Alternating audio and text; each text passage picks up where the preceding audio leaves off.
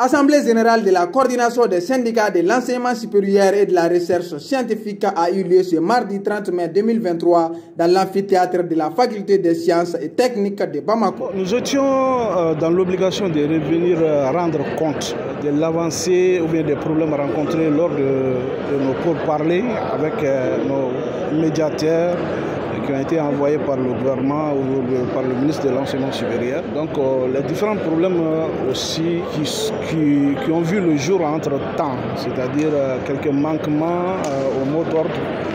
Donc il était nécessaire de revenir à la base pour tirer les enseignements, pour demander aussi le quictus s'il faut vraiment continuer la lutte ou s'il faut s'arrêter pour un temps. L'objectif de cette troisième assemblée générale vise à faire un point de la situation actuelle entre la coordination des syndicats de l'enseignement supérieur et le gouvernement, aussi voir s'il faut continuer les bras de fer. Nous allons continuer la lutte, il faut que cela soit clair.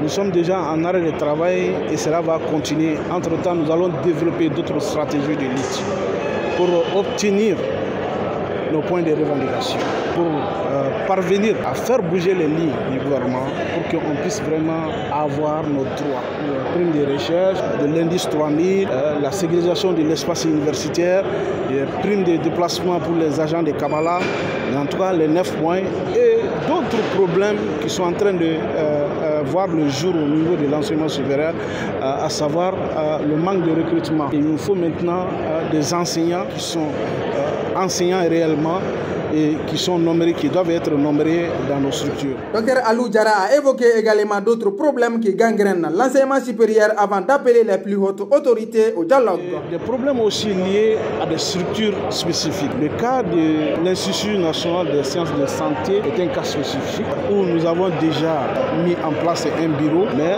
qui est un institut qui connaît des sérieux problèmes de gestion. Donc ça c'est à travers tout le Mali parce que l'INFSS a des antennes un peu partout dans les régions. Et à travers aussi des points spécifiques à des écoles telles que la FSEC qui connaît des effectifs pléthoriques, 43 000 étudiants pour une capacité d'accueil de 3 300 étudiants, c'est des problèmes. Des cas de hiérarchisation, aujourd'hui, des gens qui n'ont pas le diplôme requis prétendent à être hiérarchisés au compte de l'enseignement supérieur. Nous ne sommes pas seulement jaloux de notre métier, mais nous voulons que notre corporation soit vraiment considérée et respectée. Parce qu'il faut le dire encore, c'est la crème de l'intelligentsia du Mali qui est à l'enseignement supérieur. Il faudra leur dire que nous sommes ouverts au dialogue.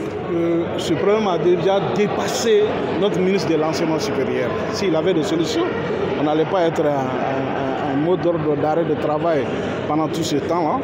Et les différentes grèves allaient avoir des solutions.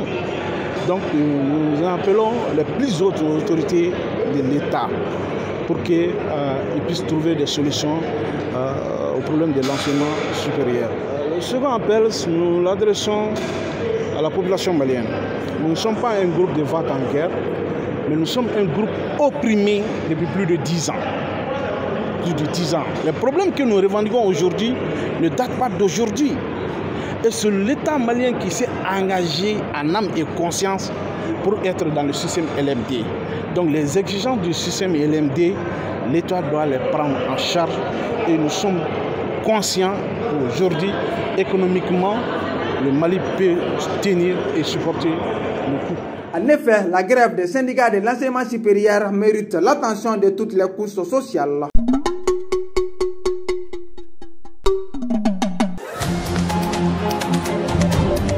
Soudou Baba Info, revue de la semaine. Revue de la semaine. Doudou Baba.